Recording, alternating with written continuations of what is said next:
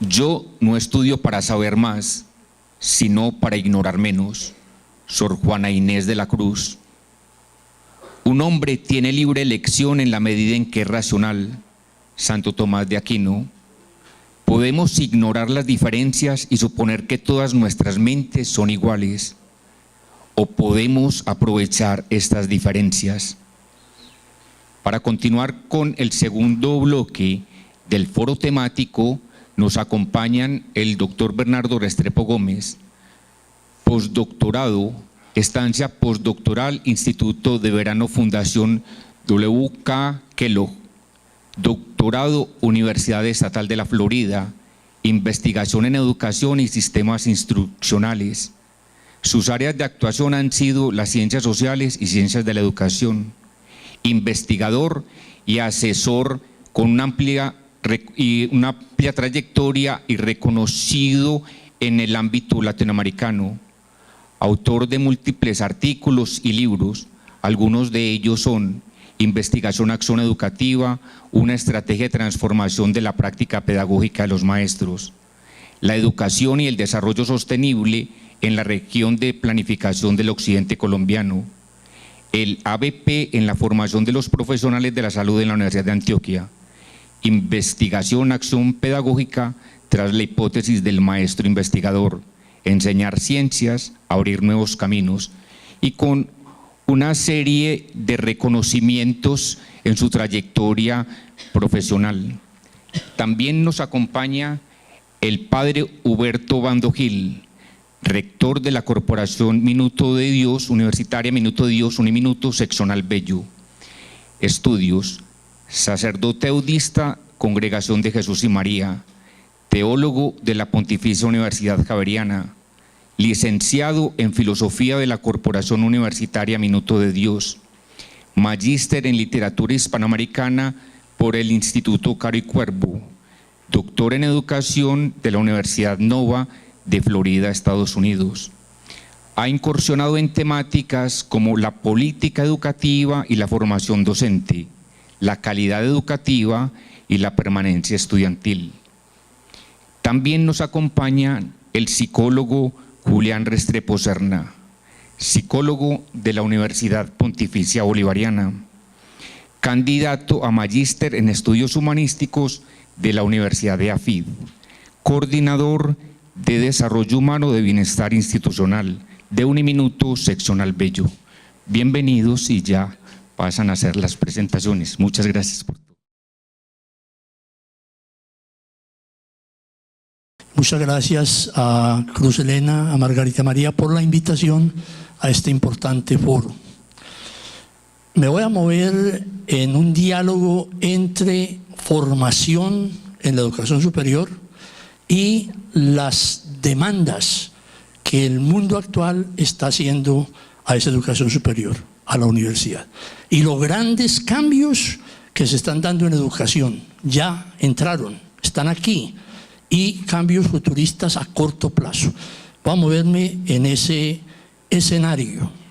También algunos de los colegas que ya hicieron sus propuestas, sus planteamientos, navegaron en el campo que me voy a mover. Entonces voy a tratar de ser corto y por eso traigo unas filminas para no extenderme demasiado. El énfasis actual en la formación de la educación superior. Ojo a esto. Criterio importante en la actual educación superior es lograr el paso de la instrucción de conocimientos hacia la estructura de los saberes. Ya no tanto conocimientos. Ahora se trata de que los estudiantes conozcan la estructura del saber o de los saberes que fundamentan su profesión, para que pueda ir cambiando, innovando. Antes era muy difícil eso. Se plantea que esta formación vincula al estudiante a la investigación, la ciencia y la innovación por encima del simple adiestramiento profesional. Hay también algo que quiero plantearles de una vez, está más adelante, es que ya no basta una carrera en la vida, una profesión. Los últimos encuentros mundiales de educación superior hablan de por lo menos 3 carreras para subsistir en la vida. Cada estudiante debe pensar en 2 o 3 De ahí la importancia del doble programa, por ejemplo, que se tiene en las universidades en este momento. Antes no se permitía que un estudiante hiciera 2 carreras simultáneas, en la misma universidad ni en otra, ¿cierto? Había intercambio entre las universidades. Hoy no solamente se permite, sino que se estimula que se tengan doble programa y doble titulación, y ya triple, inclusive, para poder pasar en la vida. La diferencia entre conocimiento y saber, que ya la abordó Elkin Mario. ¿Está aquí todavía? Bueno, Elkin Mario. Él abordó esto, él daba saber 1 y saber 2. Realmente se conocen como conocimiento y saber. Lo que él llamaba saber 1 es conocimiento, ¿no? El conocimiento está construido por aquellos conceptos tomados de un saber y verificados. El saber va construyendo el conocimiento. Hay distintos saberes, obviamente. Y las profesiones no solamente construyen o cultivan un saber, sino 2 o 3. Toda profesión es interdisciplinaria ya. El conocimiento perdura, incluso más allá de su transformación por el saber, de su caducación. Entonces, los conocimientos están ahí, están en los libros y se quedan ahí, cuando ya muchas veces el saber ha transformado ese conocimiento, lo ha superado, lo ha cambiado. Y entonces las profesiones quedan muchas veces practicando cosas que ya no van, que ya han sido innovadas. El saber, en cambio, ¿cierto? Sigue trabajando el conocimiento. El saber produce el conocimiento. Lo pone en duda metódica a partir de la epistemología o ciencia de ese saber. Y mediante una metodología de búsqueda, es decir, un método científico, vuelve sobre sus conceptos, sobre sus fuentes, su método para replantear el conocimiento y el grado de certeza o probabilidad de lo conocido. Todo lo que tenemos en las ciencias es pasajero, es provisional. No existe verdad en la ciencia, no. Todo está sometido a cambios permanentes. Todo es una propuesta con cierta validez o cierta probabilidad de verdad, pero no con verdad absoluta. El conocimiento es el resultado del saber, de la investigación, pero suele ser más estático, se demora en cambiar. El saber es más dinámico y crítico, se renueva constantemente a través de la investigación científica propia de cada saber y de su reflexión epistemológica. Es a través de esos 2 grandes instrumentos que el saber cambia, mejora, ¿cierto? Se fortalece y cambia el conocimiento. Replantea los conocimientos.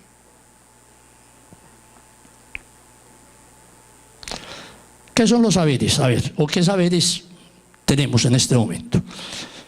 Ciencias sociales y humanas es un gran campo, la ciencia. ¿Cuáles son esos saberes que se llevan a la universidad y se convierten en profesiones? Está el derecho, la lingüística, educación y pedagogía, tiene su saber también, la filosofía, la economía, las artes, la administración, la sociología, la historia, la psicología, la geografía, ¿cierto? Son saberes en el campo de las ciencias humanas y sociales.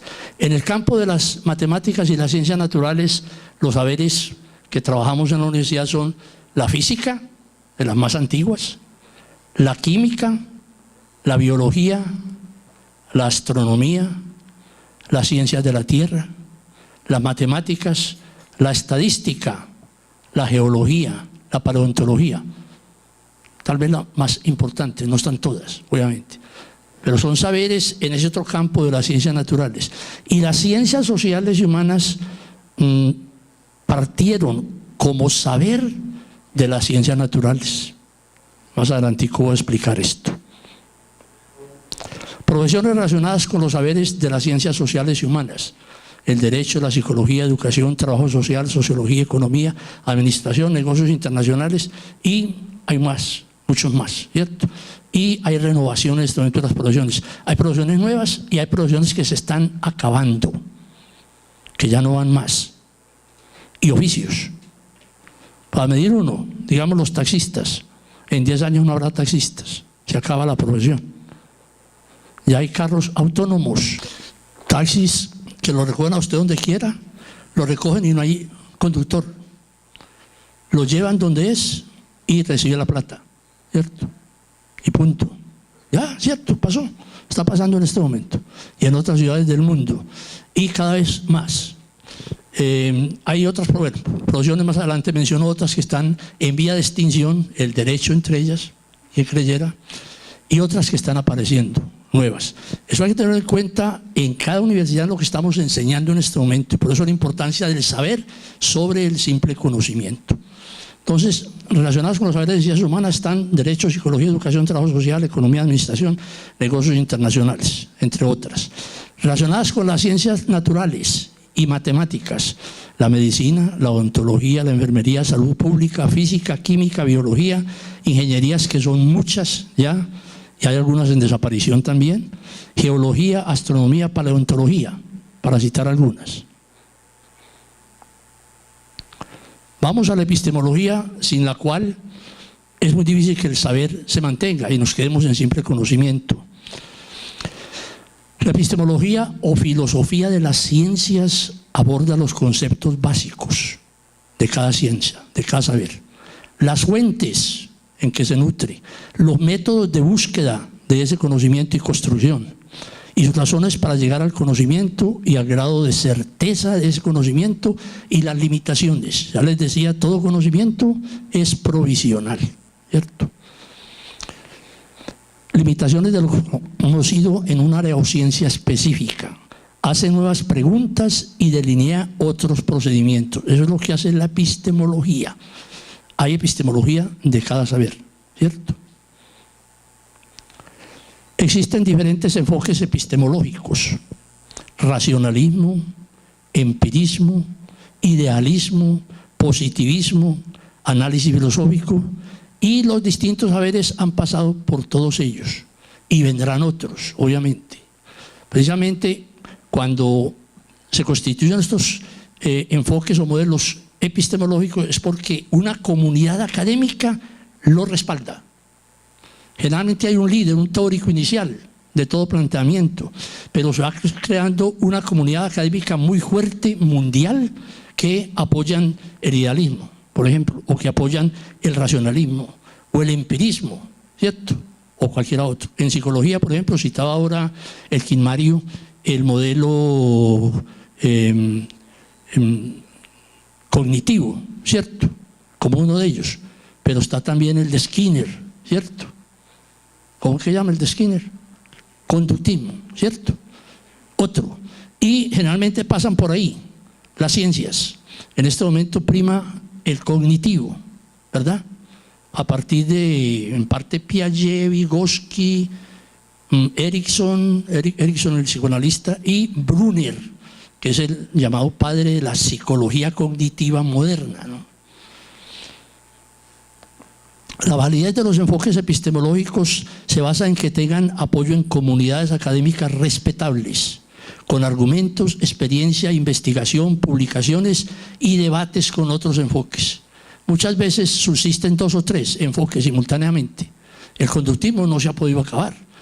Tuvo su fuerza grande en la década del 50, 60, 70, pero ya empezaba a aparecer como contrapropuesta el cognitivismo, ¿cierto? A partir principalmente de Brunner, desde la década del 60 para acá.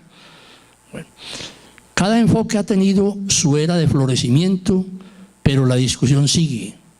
Y a veces florece uno, brilla más, otras veces otro, y se da el debate entre ellos.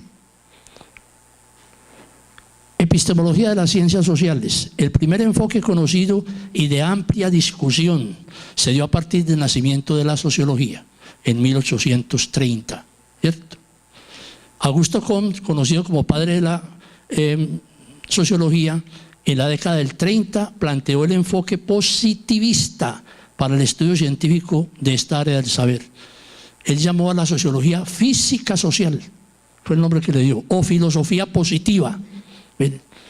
¿Por qué? La influencia era de la física, se construía como la ciencia más fuerte, con un modelo completamente positivista, ¿cierto? Empírico-analítico, natural. A partir de este teórico se desarrolló el debate poco a poco con otros enfoques, otras teorías, hasta la aparición de los defensores de la etnografía, que es la primera escuela cualitativa en investigación social, la etnografía, ¿cierto?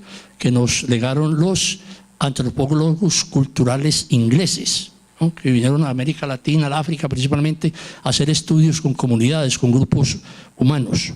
El enfoque crítico, pasando por el dialéctico y otros. Hay una cantidad de escuelas o de tradiciones cualitativas en investigación social, pero partió del empírico positivo de las ciencias físicas. Epistemología de la pedagogía, para situarlo acá, estamos hablando algo de eso.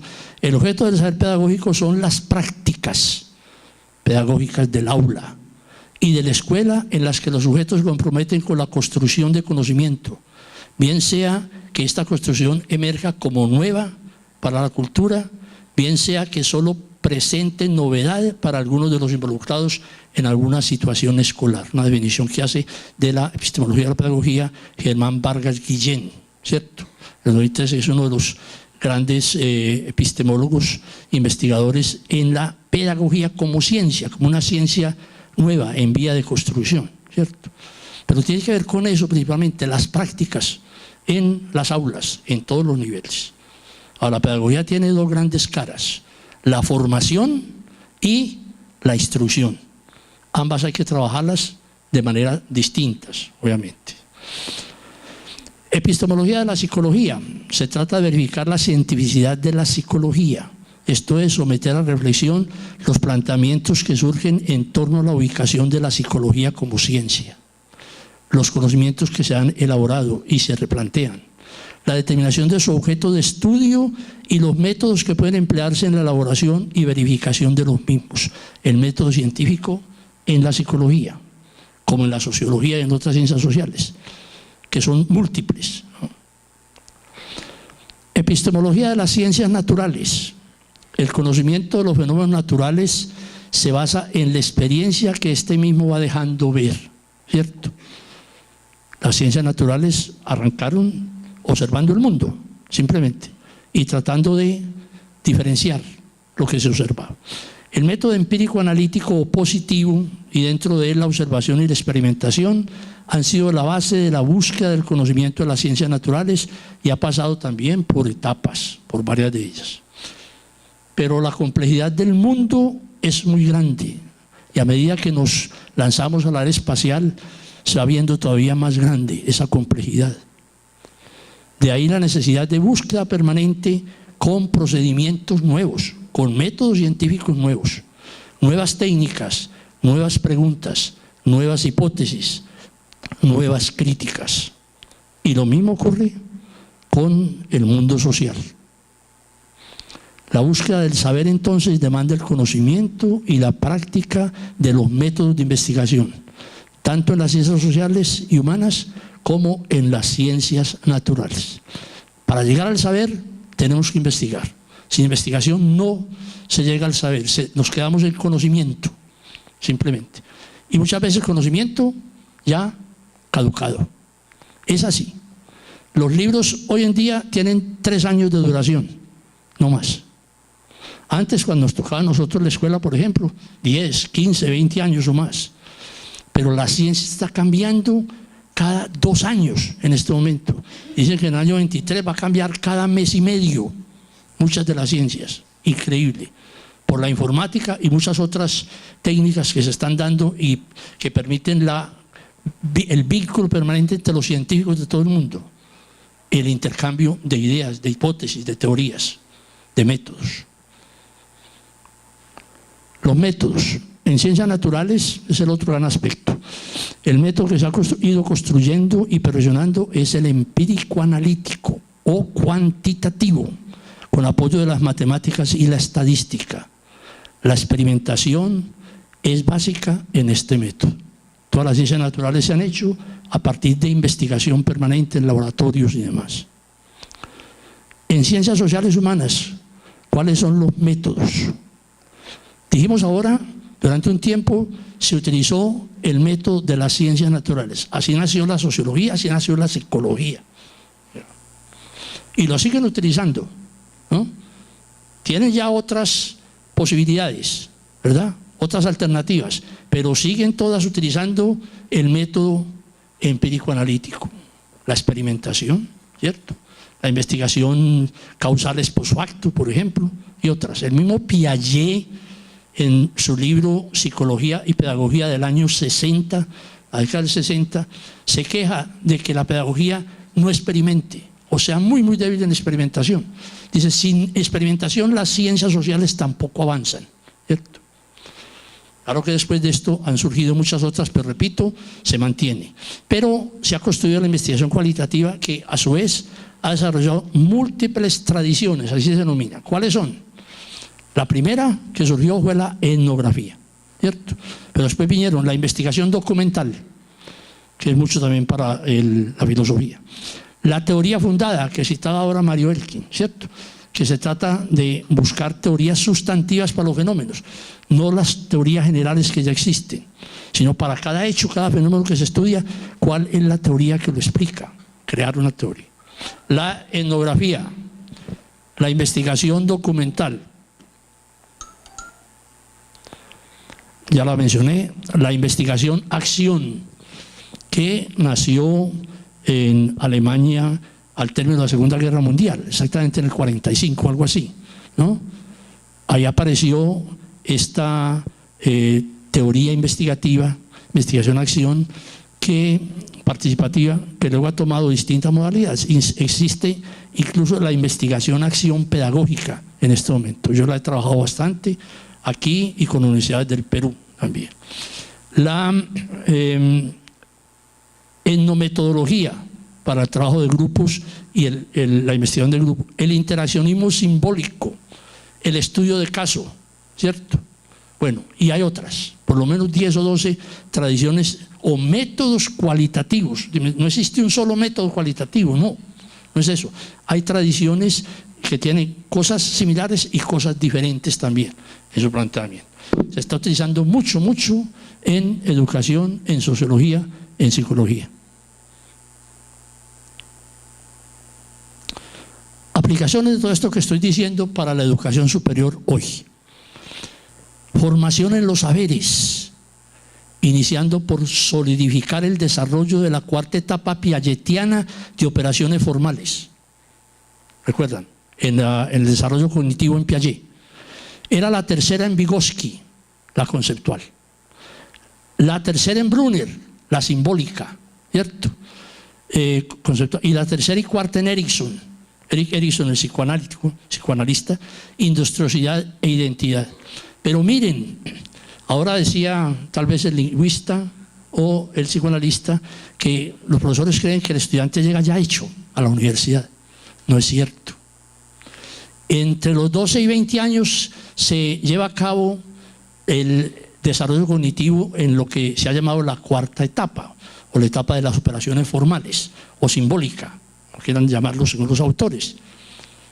Hay que tratar de perfeccionar que el desarrollo cognitivo del estudiante universitario domine la cuarta etapa, sin la cual es imposible la investigación. Es pensar por hipótesis, abstractamente, ¿cierto? Si eso no se logra, no hay. Ahora, los críticos de Piaget, precisamente, han concluido que las edades que él asignó a cada una de las etapas del desarrollo no son válidas, ¿cierto?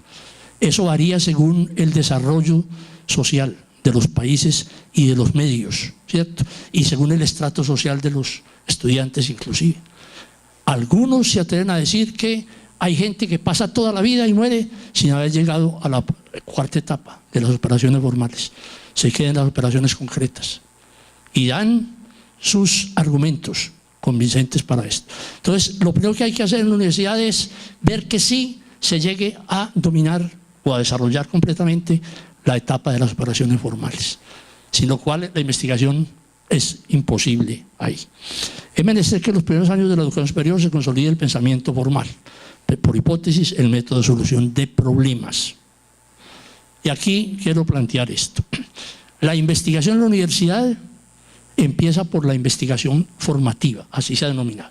Está la investigación científica en sentido estricto, que es la que se hace en los grupos de investigación de las universidades, ya, por investigadores de verdad, bien formados ya, y con experiencia en eso.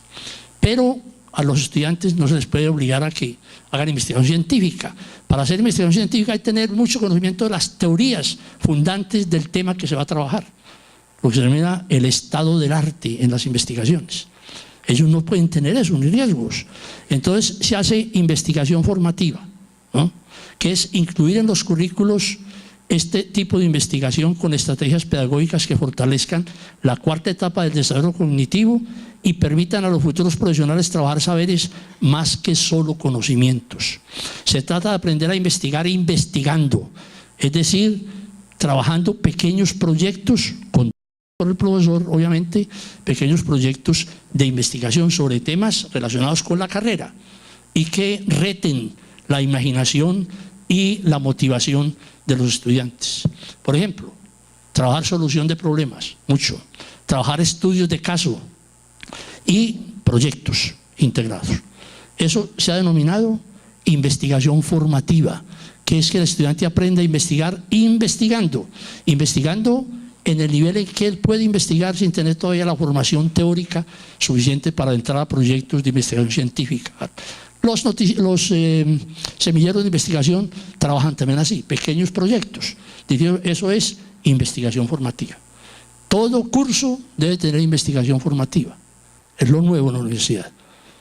Y toda universidad debe enseñar a investigar, por lo menos.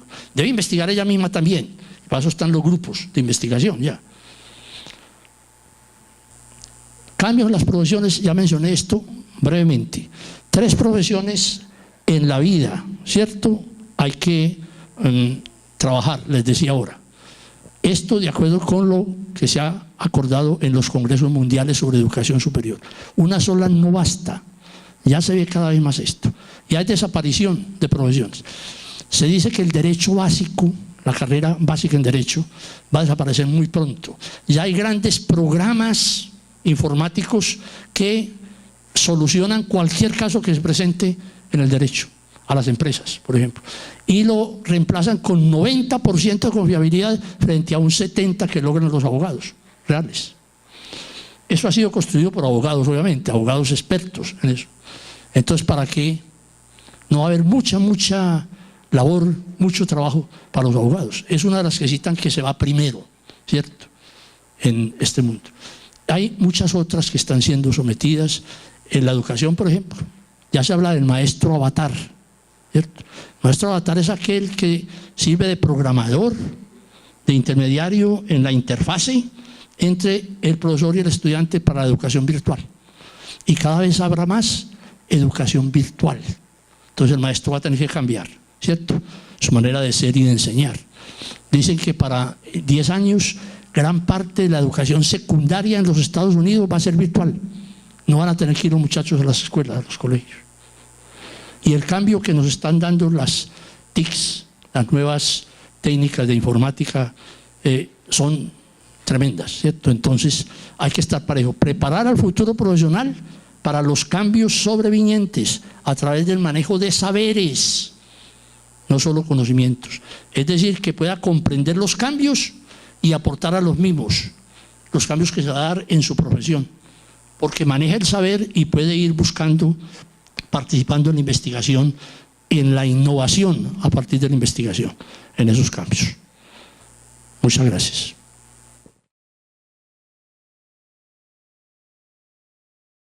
Quiero agradecer al grupo de trabajo, a la Facultad de Ciencias Humanas y Sociales y al programa de Psicología por esta invitación. Además, también hacerles un reconocimiento a ustedes como asistentes.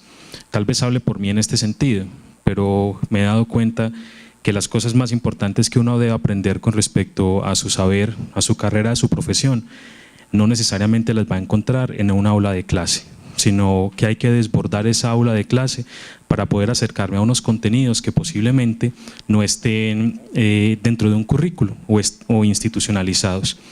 Escuchar las voces del otro, de otros saberes, de otros discursos es pertinente, porque a nosotros nos plantea la posibilidad de ir más allá de lo que creemos saber. La presentación mía la voy a orientar en 3 momentos diferentes.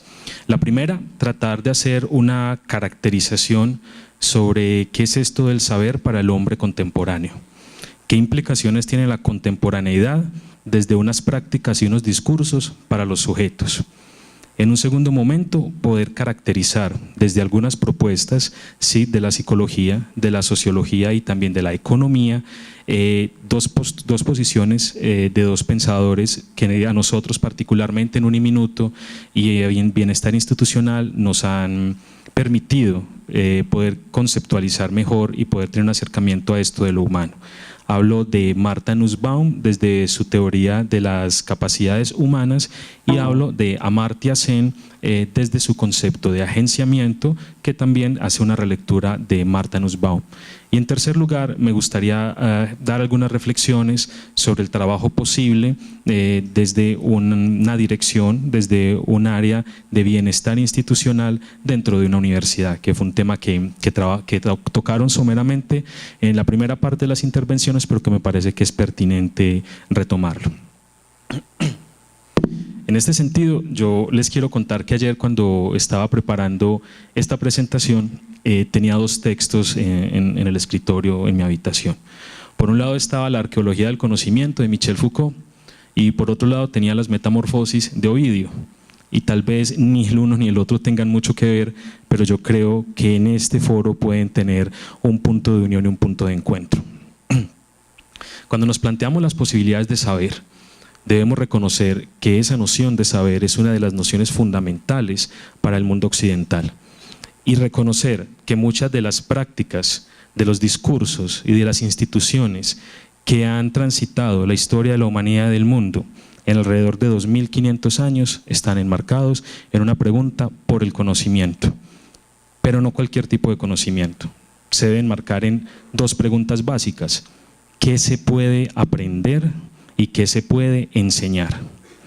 El tránsito de la oralidad, del mundo oral al mundo escrito en la antigüedad griega, implicó un cambio de pensamiento y casi que de estructura de la razón para poder entender un mundo nuevo atravesado por una serie de necesidades, por una serie de dudas y sobre todo por una serie de motivaciones que le permitieran al hombre ir conquistando ese mundo. Y esa conquista del mundo se ha podido lograr en diferentes niveles. Podemos hablar que en la antigüedad el mito surge como una forma de apropiación de la realidad, de apropiación y de explicación. Podríamos decir que posteriormente las explicaciones religiosas también nos dan una orientación de cómo se ubicaba el hombre en el mundo y qué podía llegar a conocer. Este asunto ya más en términos de orden teológico y religioso. Pero después el paradigma también nos cambia. Nos cambia más o menos en el siglo XVII, cuando una serie de pensadores empieza a generar un movimiento, tal vez una revolución en términos bastante copernicanos. ¿En qué medida? En que era necesario hacer girar la tuerca para poder reconocernos y entendernos de una manera diferente. Esto se puede ubicar temporalmente y en un concepto amplio, en ocasiones vago también, como es el de modernidad. Modernidad entendida como una forma de pensar, como una forma de ubicarse en el mundo y como una forma de modificar ese mundo. En esa medida, en la modernidad surge el discurso físico-matemático, que en manos de la técnica es el encargado de poder dotar al mundo de unas significaciones muy particulares. Pero que si bien al mundo le aporta unas significaciones muy particulares, el hombre mismo se ve conflictuado en este proceso. Eric Boxman, en un texto que se llama La historia del siglo XX, da una de las caracterizaciones más importantes de este tránsito, y es cómo el ser humano pasó de una vida rural a una vida citadina. Pasó de ser productor a ser consumidor. Y en este movimiento se generaron una serie de conflictos, incluso, si se permite la expresión, de ciertas pérdidas que debían ser restituidas de alguna manera. El ejercicio de la restitución es un ejercicio que ha estado presente en Occidente desde la antigüedad. Cuando hablo de restitución me refiero a todas las prácticas que están enfocadas en restablecer un equilibrio, una forma homeostática de poder llevar la vida, internamente pero también externamente. Con la modernidad entonces se generaron también unos cambios en la forma de pensar y en la forma de percibir el mundo y por lo tanto de conocer. Si esas formas modificaron la forma de ser del hombre en el mundo, como lo dice Heidegger, quiere decir entonces que es necesario encontrar unas nuevas formas de poder estar en el mundo. Es ahí donde empiezan a surgir una serie de postulados, de corrientes éticas y estéticas que nos empiezan a hablar de la vida como un proyecto, con la realidad humana como una potencia de la acción, como lo diría Martha Nussbaum. En esta medida, si el hombre tiene una potencia para la acción, tiene una potencia para la transformación y para la modificación.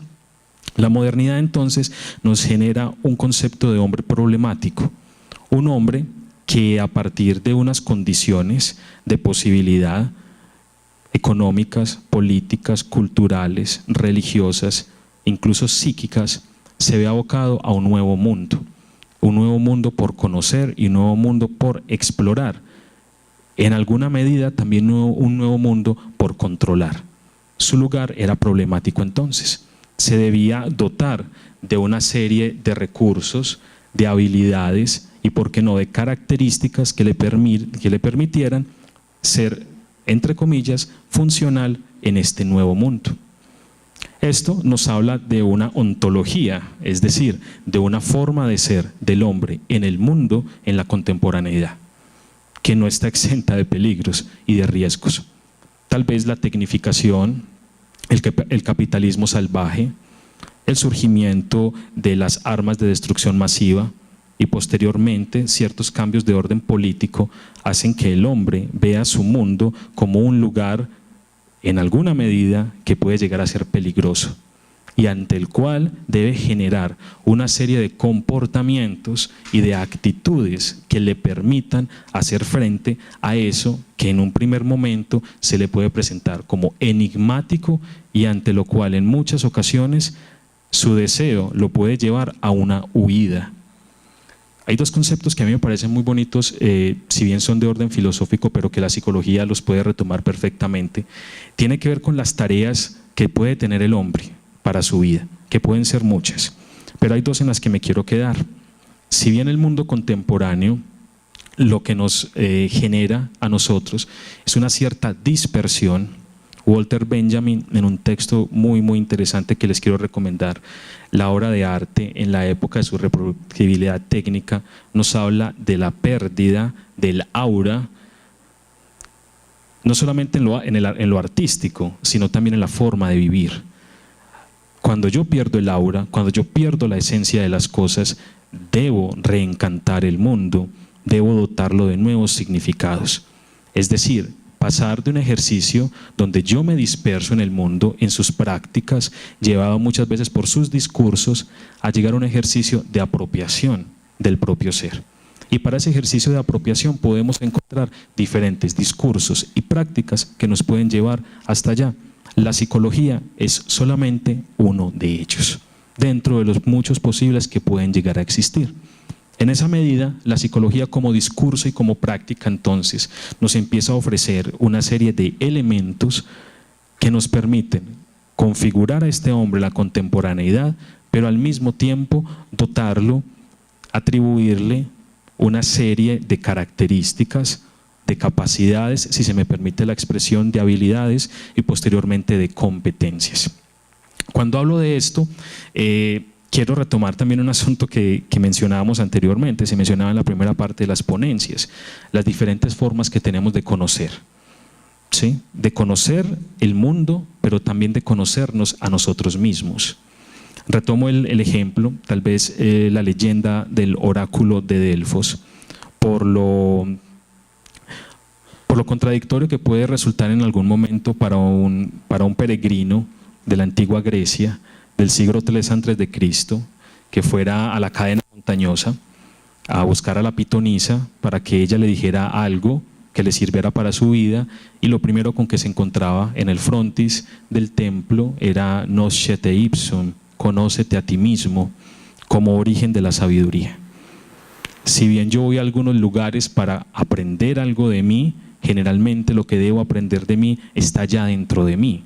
Hay un ejercicio, se puede generar una serie de ejercicios que me permitan a mí llegar a ese conocimiento.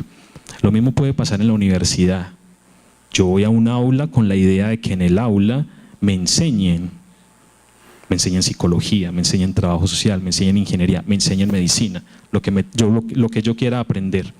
Pero pareciera que no solamente vamos a aprender eso en un aula de clase, sino que vamos a aprender unos asuntos que, si bien vienen de épocas anteriores, por decirlo de alguna manera, desde la familia, desde la escuela, desde el colegio, en la universidad van a encontrar un nuevo campo de acción y un nuevo campo de expresión.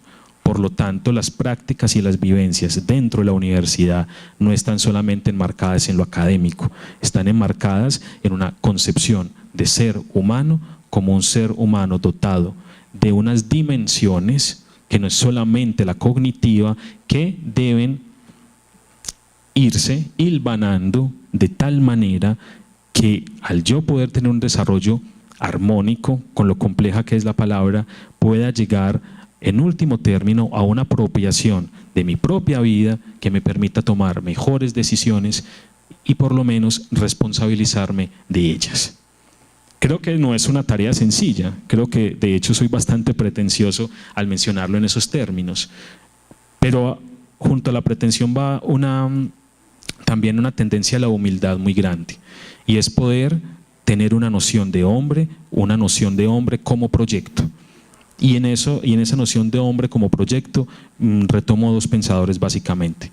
Retomo a Heidegger desde su fenomenología, seres para la muerte, pero no destinados a morir necesariamente, y antes de la muerte podemos hacer muchas cosas. Y a Gadamer desde el hombre y la posibilidad de percibirnos como proyecto y como un horizonte desde ahí.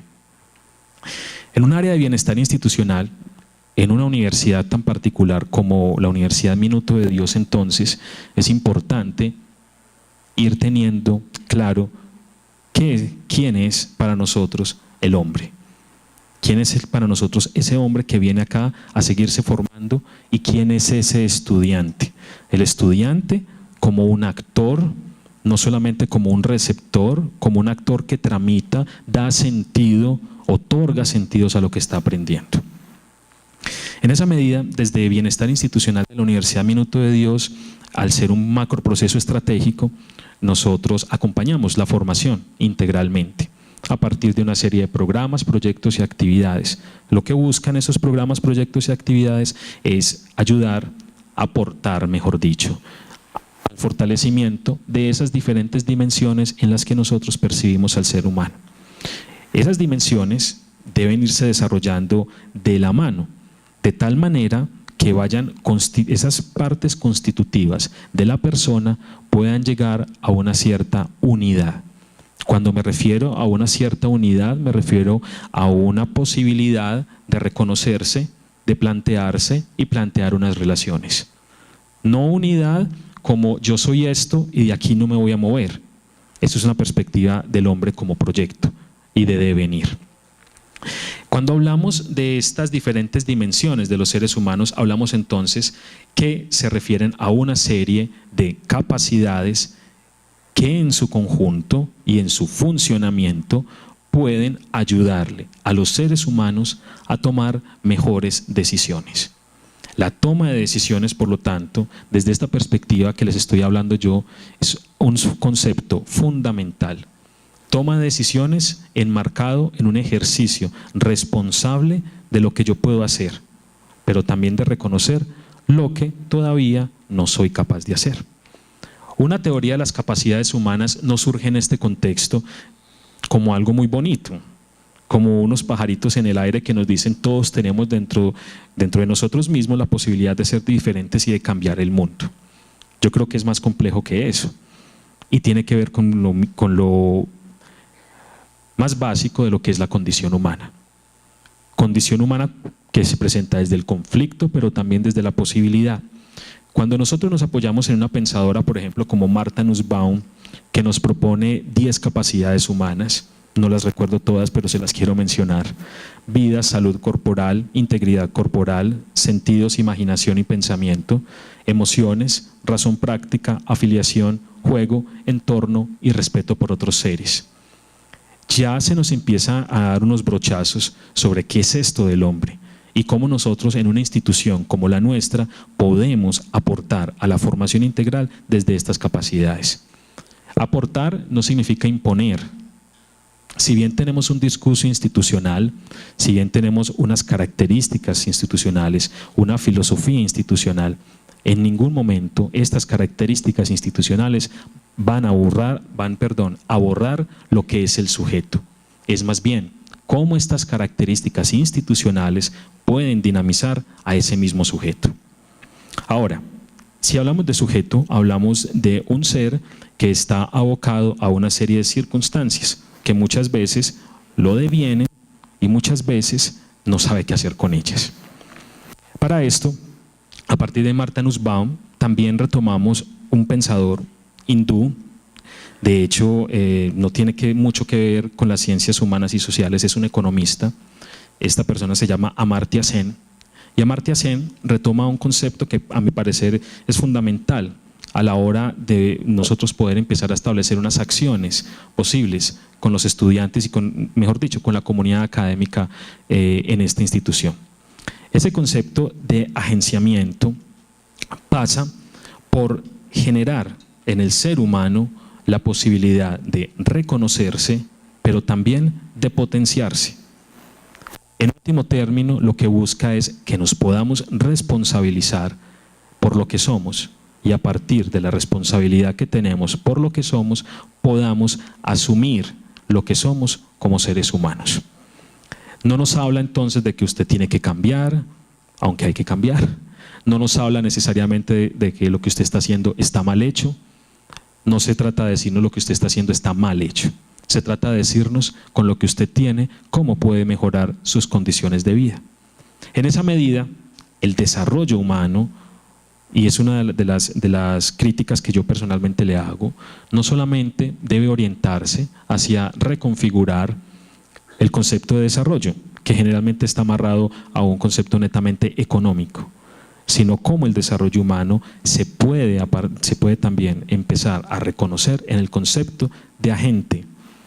Concepto de agente que incluso tiene una connotación filosófica y política que nos puede venir incluso desde cómo los ciudadanos en la polis griega eran libres, pero se responsabilizaban de sus propias decisiones. Este agente, entonces, es un ser en construcción constante, que no está terminado, que tiene la posibilidad de la acción y que puede evaluarse y retroalimentarse en relación a otros seres humanos. Bienestar institucional, entonces, dentro de un minuto. Les cuento, cuando yo me gradué de mi universidad, fui a bienestar institucional solamente en 10º semestre a recoger la firma y el sello para poder tener el proceso de grado. Soy claro con esto. Ahora llevo 3 años trabajando aquí, compartiendo con ustedes en Uniminuto desde bienestar institucional, y creo que tenemos una apuesta importante todavía y tenemos una responsabilidad mucho más grande todavía. No es la responsabilidad asistencialista de darle al otro lo que me está pidiendo desde una queja. No es de suplirle necesidades básicas al otro, en muchas ocasiones quitándole la responsabilidad por la propia gestión. Es poder potenciar unos proyectos de vida que se articulan en unas necesidades de saber hacer, pero también de saber vivir. Por lo tanto, para nosotros desde bienestar, ese saber vivir tiene una apuesta y un componente ético profundo. Reconocer cuál es mi ethos, dónde estoy yo, cuál es mi afectación, cuál es mi pasión, pero al mismo tiempo poder reconocer cómo de eso yo puedo apropiarme, potenciarlo y en alguna medida modificarlo. Muchas gracias. Esa presentación que iba a hacer ya no la voy a hacer. La preparé desde el día de ayer, pero ya siento que no tiene mucho lugar, precisamente porque creo que la diferencia entre saber y conocimiento está en la capacidad de pertinencia.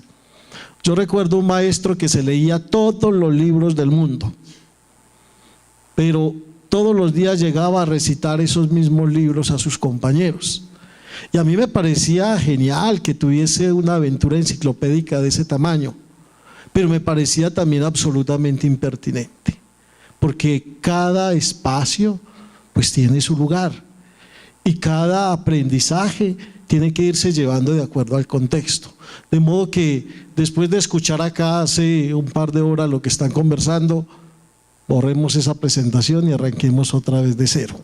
Y quisiera situar el tema más o menos en unas 6 o 7 ideas.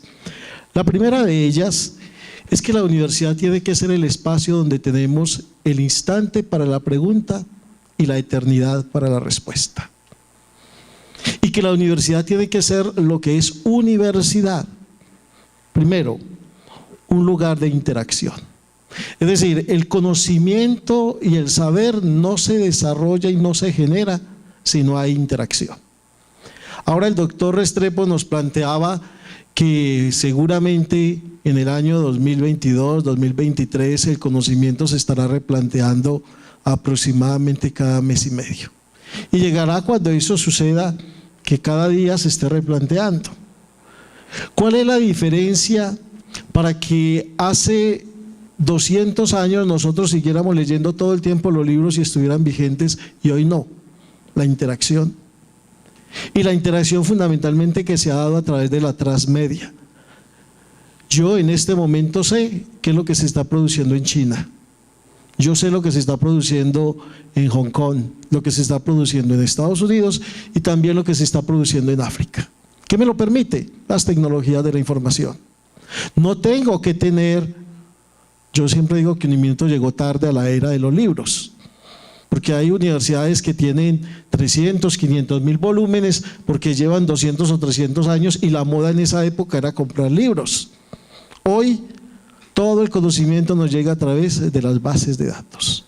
En consecuencia, lo que yo logro a través de la interacción es precisamente un diálogo constante con las personas, por supuesto desde el modo social, en la interacción cotidiana, pero también en la interacción digital.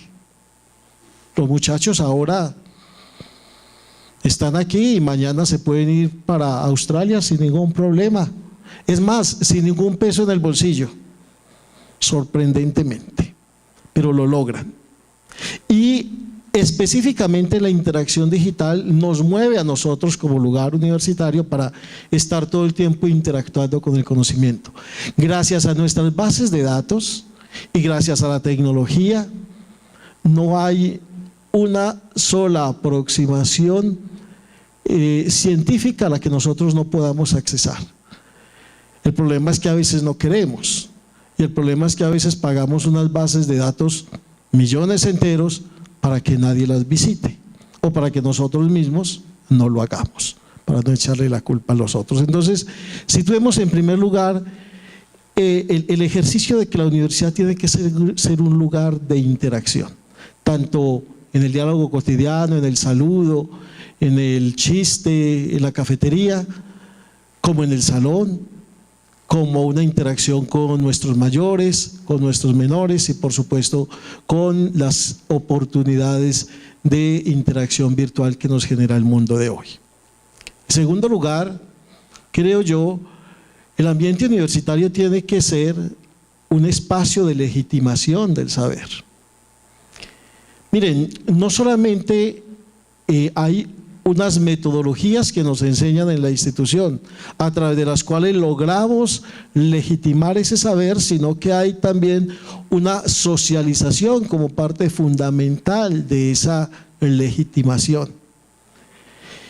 Y definitivamente, por más que yo creo que tenga la verdad, si en mi ejercicio de socialización no logro hacer que los otros me comprendan y que interpreten mis teorías y que sean capaces de citarlas, de referenciarlas, con toda seguridad que yo puedo ser un genio en el silencio.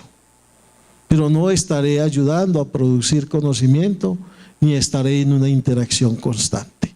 De modo que la universidad tiene que ser un lugar de legitimación de saber desde la socialización y por supuesto las prácticas que cada cultura o cada época legitiman para producir conocimiento, llámese en papers, llámese en tesis, llámese el proceso mismo epistemológico de construir una tesis a partir de un marco teórico, a través de un marco metodológico, de unos resultados, de unas conclusiones, de acuerdo a lo que cada época va avanzando y construyendo.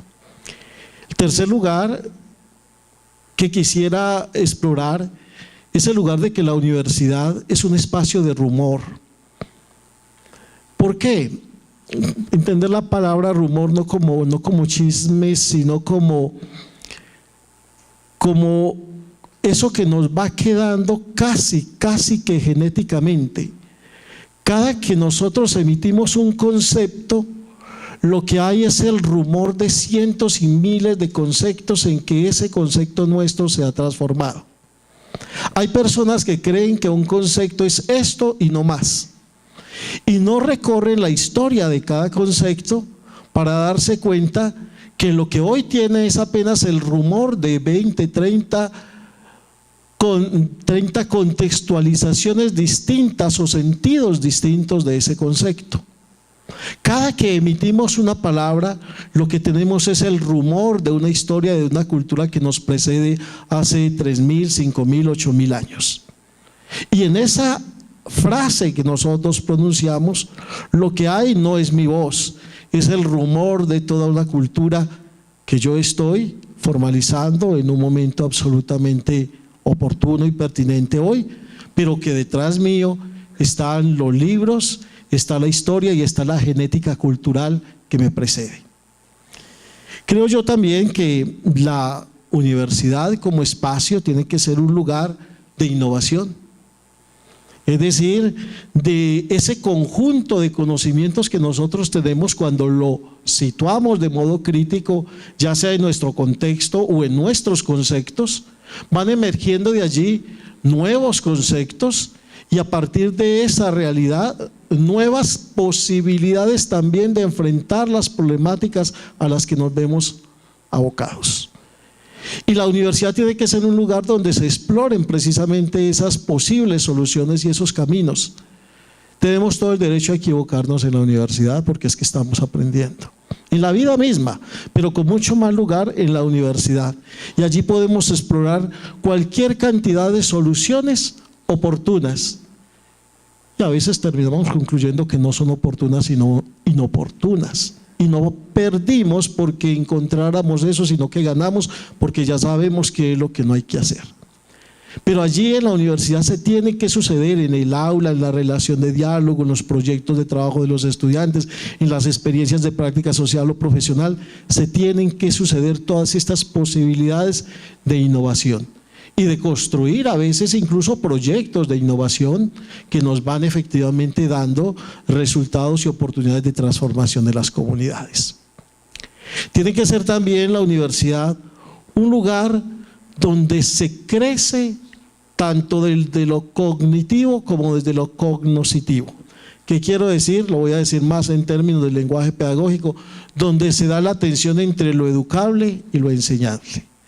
Todas aquellas cosas que son efectivamente de mi ejercicio de formación, llámese valores, llámese disciplina, llámese autonomía, que lo voy educando gradualmente en mi ser gracias a unos ejercicios con los profesores, con mis compañeros, pero también con la institución, que a veces me dice sí, no, y yo voy aprendiendo y yo voy caminando desde allí. Esos ejercicios de lo educable va de la mano todo el tiempo con lo enseñable.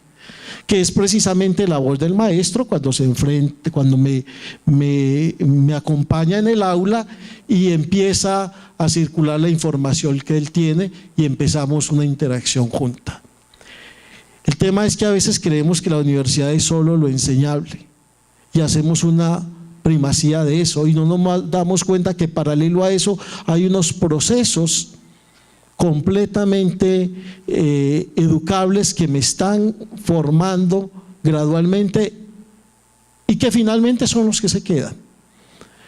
Porque 20 años después de mi formación yo no recuerdo lo que me enseñaron los profesores míos de literatura o de teología o de filosofía. Recuerdo que fueron capaces de ayudarme a construir un espíritu crítico. Recuerdo que fueron capaces de enseñarme a construir una autonomía para ir tejiendo mi propio proceso de formación. Y eso tiene que ser el espacio de la universidad, un lugar donde a la luz de lo educable y lo enseñable o lo cognitivo y cognoscitivo, yo voy efectivamente creciendo y encuentro el saber allí como una oportunidad. Tiene que ser finalmente la universidad también un lugar de tensión. ¿Por qué? Porque en la universidad llegamos con un lugar común, pero resulta que ese lugar común se nos va convirtiendo gradualmente en un nuevo conocimiento. Y en la medida en que vamos tomando esa idea de lugar común que tiene una inteligencia profunda y que tiene también una sabiduría extraordinaria y la voy repensando con nuevos conceptos y con nuevas elaboraciones, hipótesis, pues yo voy creciendo como persona y efectivamente voy produciendo nuevo conocimiento. Pero es también una tensión entre saber y praxis.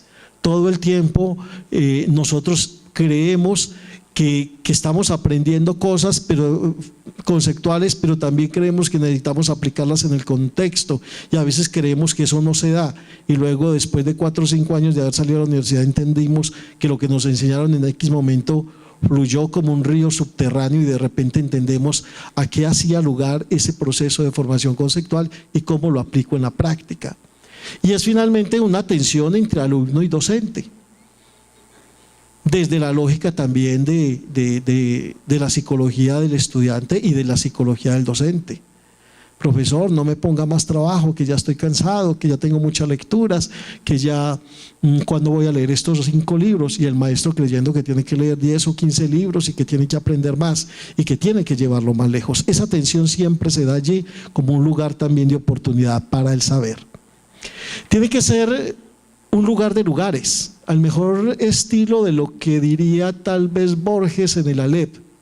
No sé si recuerdan ustedes, el Aleph es un libro donde están condensados absolutamente todo. Allí hay un cuento que es la Biblioteca de Babel y es precisamente una biblioteca donde están todos los libros, que quizás no es distinto de lo que es un ebook hoy. Un lugar donde están potencialmente todos los libros, pero es que la universidad se construyó como un lugar donde debían estar precisamente todos los saberes, precisamente todas las posiciones, todos los conceptos, todas las miradas éticas, todas las miradas estéticas. Ese es el lugar por excelencia de lo que es una universidad, o por lo menos la universidad clásica que hemos venido desarrollando desde la versión francesa en América Latina. Que incluso podría decir uno que también se desarrolla como espacios diferentes que nos convocan cosas diferentes, porque en la universidad no se aprende solo en los salones, uno aprende en la cafetería, que es un espacio diferente, y aprende en los pasillos, y aprende en los jardines, y aprende en los laboratorios, y aprende en los laboratorios digitales, y aprende en todos y cada uno de esos espacios. Allí se está sucediendo el rumor del conocimiento para que se nos convierta precisamente en saber. Quisiera pensar efectivamente que ese espacio de espacios que es el ambiente universitario nos debería generar un producto. En algunos casos, unas miradas extraordinarias de estudiantes convocados a la investigación, a la escritura, a la innovación, al emprendimiento, a nuevos proyectos. En algunos casos, Lo que nos convierte la universidad es quizás simplemente en un lugar de títulos y en un lugar donde decimos que el estudiante no le pasó la universidad porque no se abrió a todas estas posibilidades. O un lugar donde se buscan formas de vivir económicamente y entonces ahora que soy profesional pues tengo que cobrar más duro y seguramente económicamente me va a ir más bien, porque hay personas que solo piensan desde esa dinámica, pero creo que la universidad es un lugar extraordinario donde se pueden suceder estos ejercicios en la cotidianidad, en la vida diaria, y donde esa voz de saberes que hay en cada uno de nosotros, que hay en las ciencias, en las disciplinas, se puede ir convirtiendo gradualmente en conocimiento en la misma medida en que lo legitimamos. Quería simplemente, en vez de hacer una exposición, presentar estas 5 o 6 ideas muy sencillas sobre cómo en la universidad debe transitar el lugar precisamente del saber. Muchas gracias.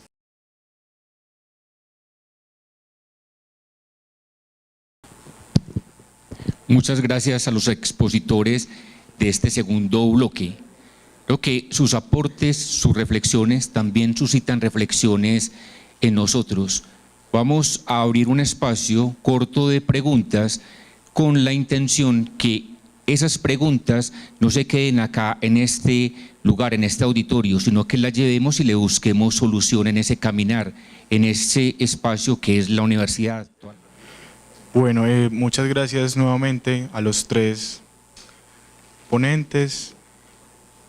Mi pregunta va dirigida a Julián. Que digamos, una impresión que me ha quedado, y digamos eso es claro, es que efectivamente en la universidad, la universidad es un espacio en el cual se da la posibilidad del surgimiento, de la transmisión de ciertos saberes, y finalmente cada uno va asumiendo una posición respecto a una u otra posición, y eso, digamos, también en el sentido, en la orientación que esos saberes pueden producir. En esa vía yo quería preguntarte, porque tú hablas de una concepción de desarrollo que no es el desarrollo económico, o digamos un conjunto de formas de concebir el desarrollo que se fugan de esa idea del desarrollo y que tanto efecto ha tenido desde el siglo pasado en nuestra estructura social, ¿sí? Quería preguntarte, Julián, ¿qué tipos de saberes o qué modalidades de acceso al saber deberíamos favorecer nosotros en la universidad, pero para propiciar ese tipo de desarrollo del que tú hablas, no el otro? Porque lo cierto es que, otra vez, desde las posiciones que uno identifica que se van asumiendo, yo identifico más o menos la tuya no es la otra, pues no es la del desarrollo económico, ¿sí? Que ahorita un poco el profesor Mario Elkin hablaba de la burocracia, que también ha favorecido otras lógicas que no vemos o que a algunos no le apostamos a eso, ¿cierto? Entonces, mi pregunta va más por ese lado, o sea, ¿qué tipo de modalidades de acceso al saber o qué tipo de saberes habría que favorecer en la universidad, pero para permitir ese otro tipo de desarrollo?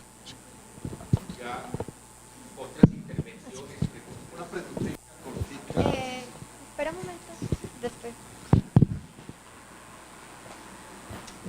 Buenos días, muchas gracias. Mi pregunta va dirigida para el doctor Bernardo y también para el padre rector, retomando pues como algunas ideas de sus exposiciones. El doctor Bernardo habla de una tendencia cada vez más clara a la educación virtual y el padre rector en su intervención hace referencia a la interacción como un elemento importante pues de los procesos de educación. Mi pregunta para ambos entonces es, ¿qué lugar o función le otorgan ustedes a la posibilidad de interactuar personalmente con el otro en los procesos de formación?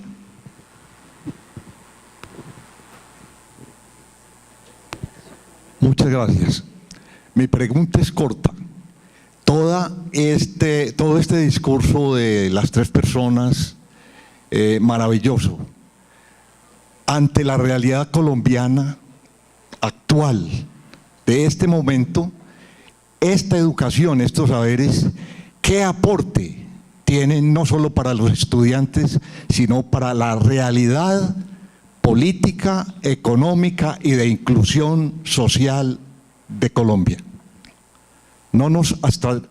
Hay mucha abstracción de tipo académico, pero la realidad cotidiana, lo que los noticieros y las realidades cotidianas nos muestran, todo este discurso, todos estos saberes, ¿qué aporte realmente pueden dar a una realidad colombiana, a una realidad que nos rebasa día a día? Muchas gracias. Gracias. Bueno, yo quiero referirme como a un asunto puntual y es en el sentido que plantea Julián, de las capacidades humanas y de hacerse responsable de los actos. Entonces quiero preguntar hasta dónde estamos, digamos, construyendo una sociedad universitaria desde el conocimiento, digamos, excluyendo esas relaciones hegemónicas que además aparecen todo el tiempo en todos los estados del ser humano, y es siempre ponernos en un lugar arriba del otro y subordinar a quien se permita. Entonces, ¿en qué términos estamos construyendo y posibilitando el conocimiento y el saber para que esa educación no sea basada en relación de poder y obediencia, sino que sea construida pues justamente desde el saber como producto final para transformar la sociedad?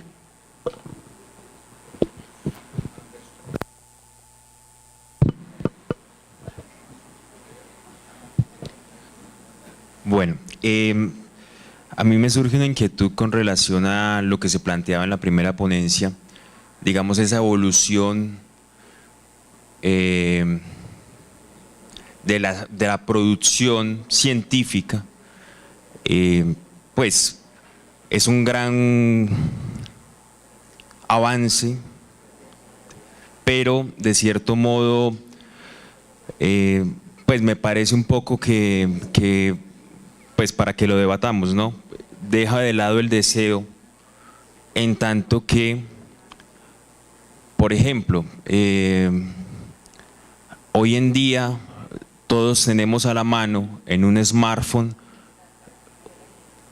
la cantidad de libros, la cantidad de información, sabemos, como decía el señor rector, lo que está pasando en este momento en tiempo real en la China, lo que se está publicando en la China, pero pareciera que ese exceso de información fuera en contravía de la posibilidad del rigor y de la formación como un proceso mediato, no inmediato.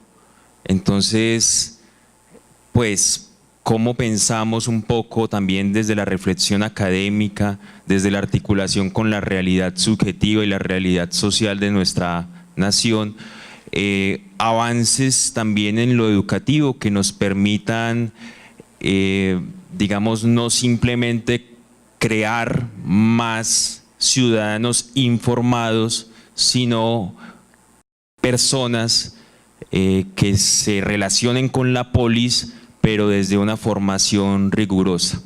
Gracias.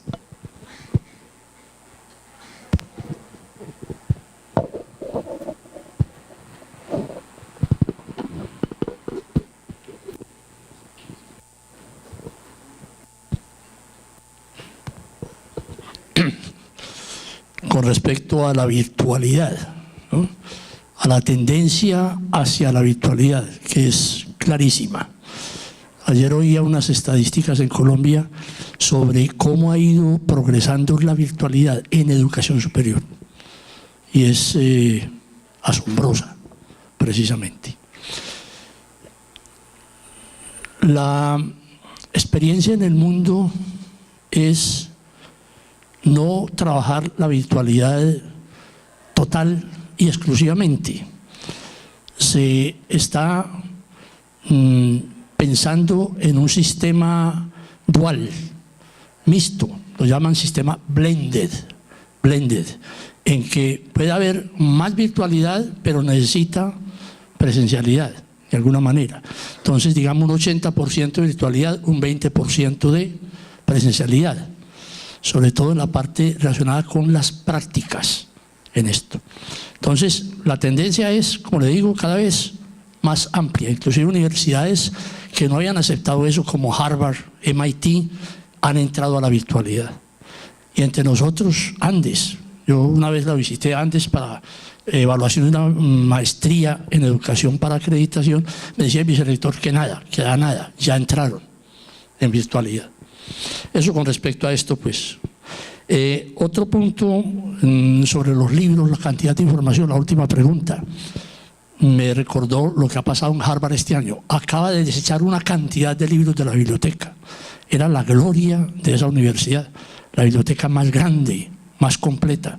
Están desechando los libros, porque ya muchos de ellos no sirven, están desactualizados y se pueden actualizar a través de la interacción informática.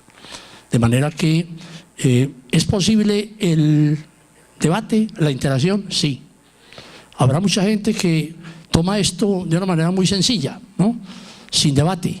Pero como les decía yo, en todo enfoque que hay en este momento, desde el punto de vista epistemológico, existe porque tiene una comunidad académico-científica muy sólida que la respalda y que está permanentemente debatiendo con los otros enfoques epistemológicos. Entonces, en ese debate, unos toman primacía, después otro, y aparecen nuevos. Pero lo importante es que no se deja a que cada uno individualmente haga sus cosas, sino que actúa como respaldo esa comunidad académico-científica, que se comunica muchísimo hoy a través de la informática. Eso sobre dos preguntas específicas que hicieron. El otro es el acompañamiento del docente para la formación del saber. El saber no se forma a través de la transmisión, el saber como yo lo planteé ahora. Tiene que haber participación activa del estudiante. Cada vez es más notorio también en el mundo eso, el aprendizaje activo. Lo planteó Montessori, de Crowley y Dewey, empezando el siglo XX. Montessori en Italia, de Crowley en Bélgica y Dewey en los Estados Unidos. Pero ha sido muy difícil que realmente los maestros lo incorporemos, lo tomemos. Ya en este momento es más claro, a partir de todos los trabajos de Brunner y los otros cognitivistas modernos, que sin la participación del estudiante no hay formación en saber. Hay aprendizaje de conocimientos, pero no formación en saber como lo hemos planteado.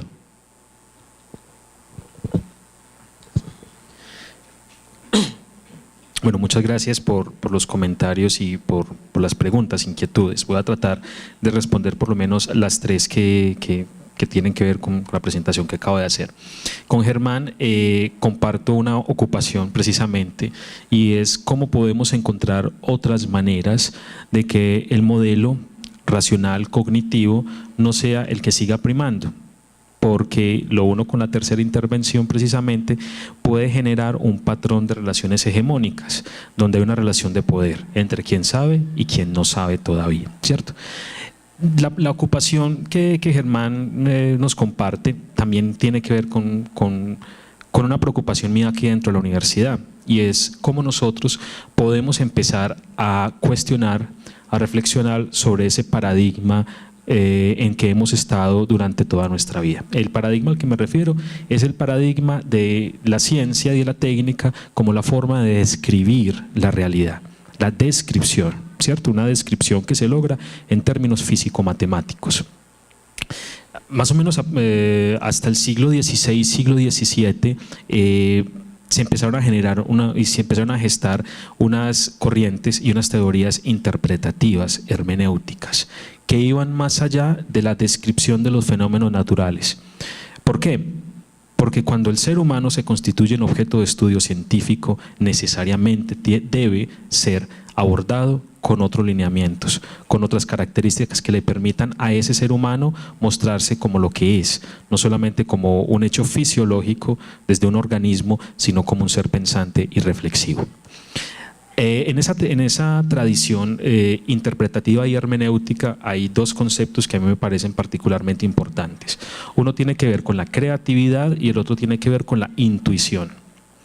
Hemos pensado tradicionalmente que las únicas formas de conocer es el paradigma inductivo o el deductivo dentro de las ciencias físicas y matemáticas. Pero cuando abordamos la realidad humana entretejida en el lenguaje, los juegos del lenguaje nos empiezan a generar a nosotros otra serie de preocupaciones y de necesidades. ¿Por qué la creatividad y por qué la intuición?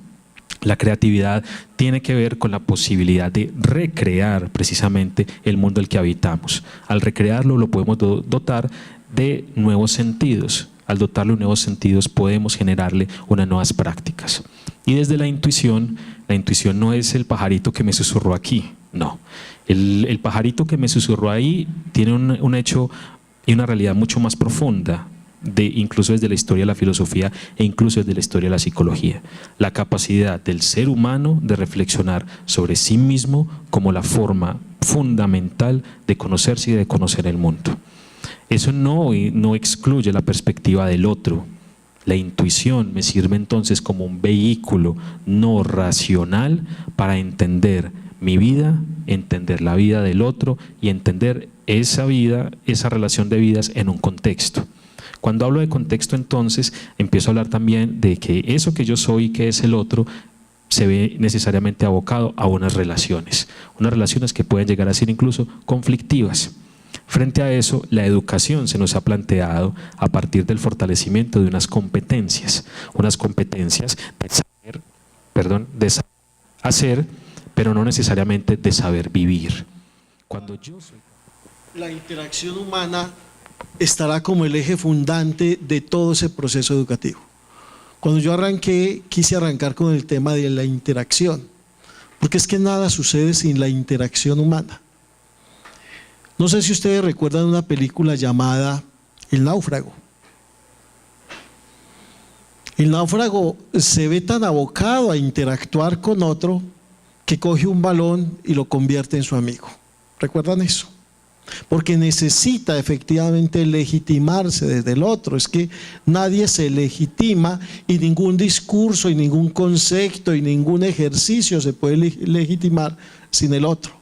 Somos gregarios por naturaleza y construimos lo que construimos como sociedad desde la interacción. Y el ejercicio del aprendizaje sucede también desde la interacción. Pero esa interacción puede ser absolutamente directa face to face o puede ser directa y silenciosa a la luz de miradas. Pero también puede ser desde la virtualidad y desde la distancia. En la primera etapa de la virtualidad esa interacción era más limitada. Y los que tengan 20, 25 años atrás ya fueran profesores, recordarán y manejaron las tecnologías de información en esa época, que era muy difícil interactuar con un estudiante y casi que se preparaban los contenidos y eso se llamaba educación virtual y el otro lo recibía. En la misma medida en que los medios han abierto la posibilidad de interacción, pues ahora tú te ves con él en WhatsApp, te ves en FaceTime, no vale nada, es una alegría. Ustedes lo hacen cotidianamente con sus amigos, con su familia, y en el aprendizaje sucede lo mismo. Allí estamos interactuando constantemente y la educación virtual jamás abolirá la interacción, porque el día que eso pase, pues se terminará el ejercicio educativo y se terminará el ejercicio de ser humano, pienso yo. La otra pregunta que me parece interesantísima es la del profesor, que dice, bueno, pero toda esta carreta conceptual, ¿para qué sirve en la vida práctica? Con los problemas sociales, con el IVA en el 19, con la problemática con Venezuela, con que se nos está llegando de allá toda la gente. Yo lo que quisiera decir es lo siguiente. Primero, el modelo educativo de Uniminuto, montado en el enfoque de la praxeología, a cualquier docente y a cualquier estudiante les exige que estén interrelacionando constantemente su ejercicio teórico con el práctico. Eso es una petición de nuestro mismo modelo educativo. De modo que todas estas reflexiones, como bien las citó el profesor, hay que tratar de confrontarlas con lo que nos pasa en la cotidianidad. Segundo, la educación es siempre un ejercicio lento, a veces más lento de lo que uno quisiera. Y algunos procesos en la educación son más lentos, mucho más lentos que otros. Y a veces se demoran años para darnos cuenta que la embarramos o que acertamos. Y después de 20 años nos damos cuenta que un modelo educativo de un país se equivocó y que llevó al fracaso a ese país. En otros lugares, pues después de 20 o 30 años sienten que acertaron y que desarrollaron un proyecto educativo que transformó esa sociedad.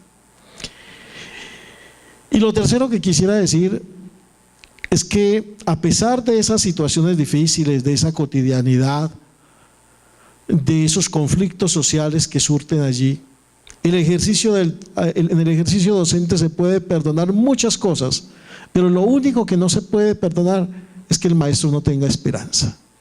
El maestro tiene que tener la absoluta esperanza de que el estudiante y la sociedad va a cambiar, porque eso es lo que hace que mi ejercicio tenga sentido, porque yo estoy dispuesto a jugármelas en las condiciones de docencia, con lo duro que es en este país, porque creo que estoy ayudando a construir un mejor país. Porque creo que ese muchacho a los 20 o 30 años me va a dar un abrazo gigantesco cuando me lo encuentre en X lugar y diga, usted realmente aportó a mi desarrollo. Y los que son docentes de larga data saben que es así, que la educación es finalmente, como hace un rato lo manifesté, la figura de un río subterráneo en el cual usted trabaja, pero usted nunca ve fluir inmediatamente los resultados, pero 20 meses o 20 años o 30 años después, el muchacho finalmente logra visibilizar que eso que se le formó en un espíritu crítico, que no tenía quizá una manera de asirla, de tocarla, a los 6 meses de haber salido de su proceso educativo, pues él después, 20 años, dice, pero es que yo puedo construir discursos narrativos sólidos, críticos, maduros, y con eso estoy aportando a la sociedad. Yo diría que finalmente lo que se debate acá siempre tiene un lugar, a veces más cercano, a veces más distante, que la praxeología nos invita a que sea más cercano, pero que definitivamente el proceso educativo nunca es tan tajante como para saber mañana si lo que estamos formando tiene un éxito absoluto, sino que hay que esperar mucho tiempo para darnos cuenta de nuestros aciertos o también de nuestras equivocaciones. Muchas gracias.